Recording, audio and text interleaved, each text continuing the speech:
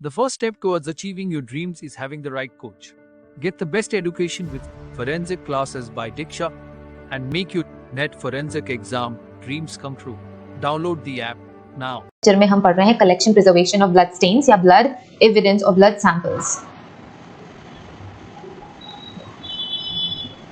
Blood sample and blood evidence, ठीक है। So previous lecture में हमने क्या पढ़ा था, पीछे की कुछ लेक्चर्स में हमने पढ़ा है composition of blood. Composition of blood के कंपोजिशन में फिर हमने हीमोग्लोबिन के बारे में भी डिटेल से डिस्कशन किया है, डिफरेंट टाइप्स और ये क्या क्या काम करते हैं हीमोग्लोबिन, ये हमने पढ़ा है, राइट। अब नेक्स्ट इंपॉर्टेंट टॉपिक है आपका collection preservation of blood stains, right. Collection preservation हमने कहाँ से करना है, क्राइम सीन से करना है। क्राइम सीन से कलेक्शन प्रिजर्वेशन ब्लड सैंपल्स का, ब्लड स्टेन्स का कैसे करना है हम आज के लेक्चर में पढ़ रहे हैं। बिकॉज ब्लड स्टेन क्या है, ब्लड स्टेन एक बायोलॉजिकल सैंपल है।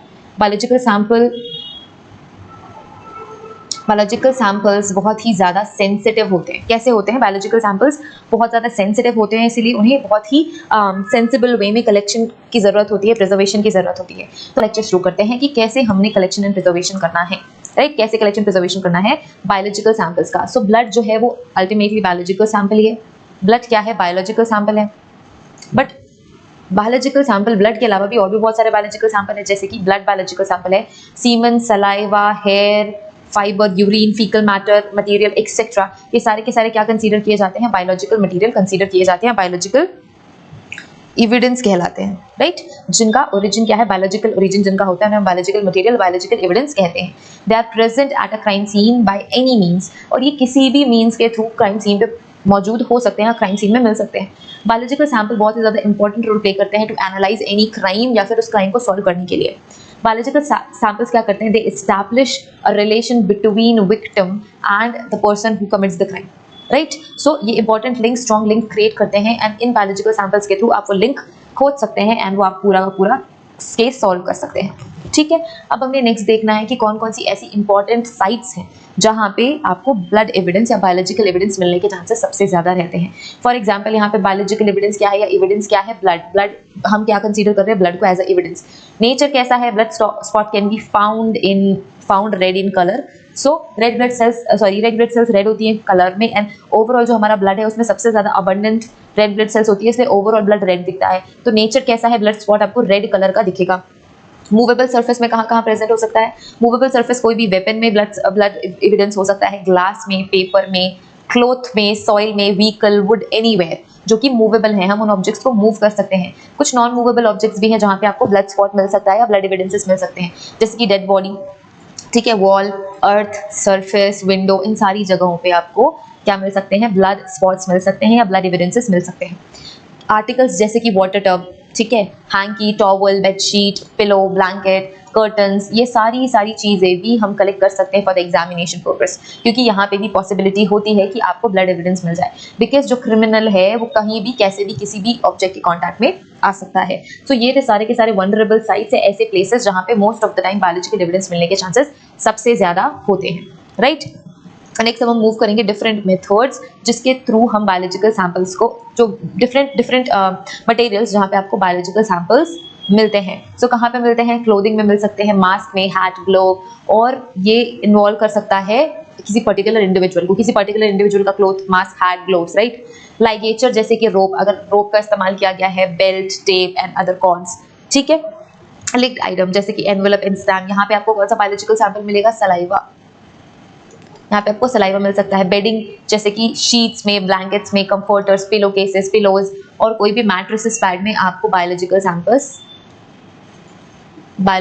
सैंपल्स मिल सकते हैं, ठीक है। सिगरेट बट्स में सलाइवा सैंपल मिल सकता है, स्मोकिंग डिवाइसेस में सलाइवा सैंपल मिल सकता है, राइट। ड्रिंकिंग थिंग्स जैसे कि कप, कैंस एंड बॉटल्स में आपको सैंपल्स मिल सकते हैं, बायोलॉजिकल सैंपल्स, राइट। वेपन्स और टूल्स में भी बायोलॉजिकल सैंपल मिल सकते हैं। Other household stuffs like towels, tissue papers, toilet papers, paper towels, इन सारी जगहों पे आपको बायोलॉजिकल एविडेंसेस मिल सकते हैं। Now collection of blood samples, when collecting blood evidences, investigating officer should follow all these things. So जो investigative officer है जो कि ये सारे के सारे एविडेंस कलेक्ट करने आया है, जो ये सारे के सारे एविडेंस कलेक्ट करने आया है, उसने क्या क्या फॉलो करना चाहिए, ठीक है। ब्लड एविडेंस कलेक्ट करने से पहले अगर वो वेट स्टेन है या ड्राई स्टेन है या लिक्विड ब्लड है, वो कैसा भी ब्लड एविडेंस है, उन्हें कलेक्ट करने से पहले इन्वेस्टिगेटिव ऑफिसर को कुछ चीजें फॉलो करना जरूरी होती है।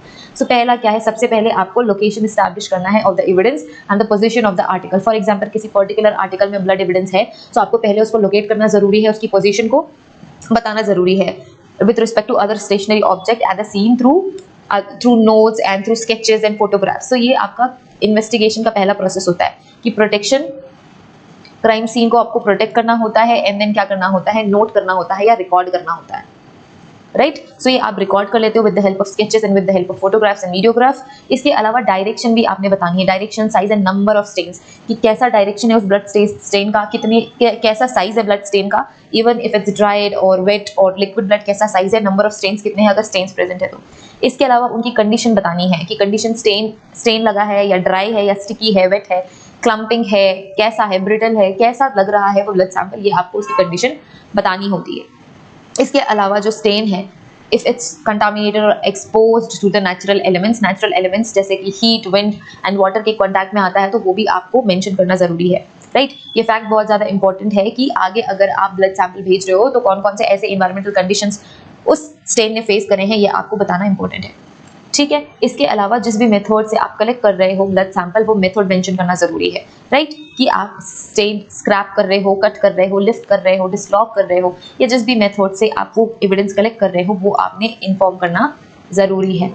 ब्लड स्टेन को पैक करने के लिए आपको उसको सोर्स से, राइट, जो वेरियस सोर्सेस है उससे डिफरेंट बॉटल्स में या सुटेबल सेलोफेन एनवेलप्स पे, एप्रोप्रिएट साइज की एनवेलप्स पे आपको वो प्रिजर्व करना है, ठीक है। Preserve the purity of the stand, हमें अब इस स्टेन की प्योरिटी को बचा के रखने के लिए इसे प्रिजर्व करना जरूरी है। It is achieved by mixing of stain, okay, this is achieved by preventing mixing of stains with one another or rubbing of the stain with the container or the other parts of the article. So अगर आपने वो stand collect किया है तो कोई भी दो stand आपस में मिक्स नहीं होने चाहिए, हमें इस बात का ध्यान रखना है। We have to avoid the mixing of two different stains, ठीक है। क्या है, preserve the continuity of the chain of possession, distinct identity of the evidence through the proper packing। So आपको ये properly पैक करना है, लेबल करना है, सील करना है and observing other legal formalities। तो चेन ऑफ कस्टडी मेंटेन करनी है, सारी की सारी लीगल प्रोसीजर्स को फॉलो करना है, राइट। लास्टली क्या है, method of collection and blood evidence vary with the nature of evidence. So जिस भी मेथड से आपने कलेक्शन करना है, प्रिजर्वेशन करना है, वो डिपेंड करता है नेचर ऑफ एविडेंस के, कि वेट है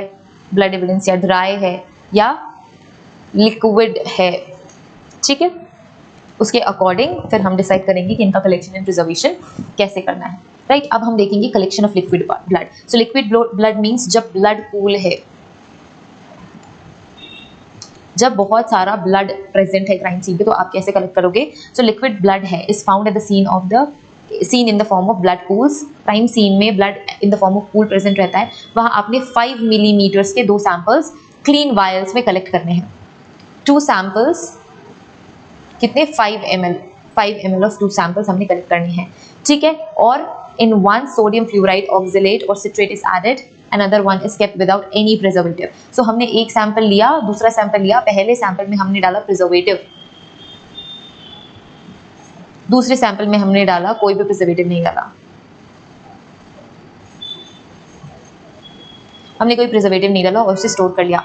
it is preferable to collect and send the liquid blood in sealed tubes without any preservatives. ये प्रेफर किया जाता है कि सील्ड ट्यूब्स में ब्लड को बिना किसी प्रिजर्वेटिव के लेबोरेटरी भेजा जाए। अगर प्रिजर्वेटिव नहीं यूज कर रहे हैं तो इसे हमें लो टेम्परेचर पे रखना बहुत ज्यादा जरूरी होता है, ठीक है। The tubes are cooled in crushed ice containing the thermos water and set such as to the expert.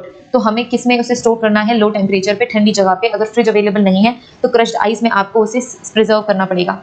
Third sample भी हमें कलेक्ट करना है on a piece of clean rag.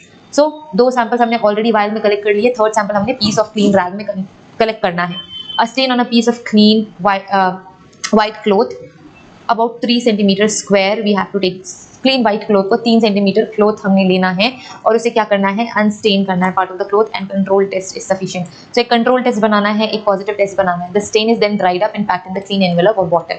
जब वो स्टेन सूख जाएगा तो उसे प्रिजर्व कर लेना है, ठीक है। Needless to mention that the material should be uncontaminated and dry. Of course आपने किसी भी बायोलॉजिकल सैंपल को कंटामिनेट नहीं करना है, नहीं तो सारी की सारी चीजें गड़बड़ हो जाएंगी।